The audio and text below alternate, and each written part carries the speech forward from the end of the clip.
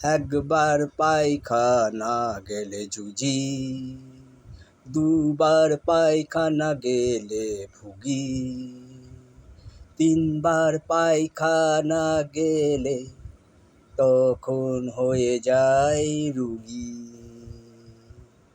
তাই বলছি এই গরমে খাবার দাবার বুঝে খাও না, না বুঝে খেলে তোমার শরীর খারাপ হবে। শরীর খারাপ হলে পরে ডাক্তারখানায় তোমায় যেতে হবে। তাই বলছি এই গরমে বুঝে সুঝে খাও, তাহলে শরীর ঠিক থাকবে। শরীর ঠিক থাকলে সব কাজ করতে পারবে।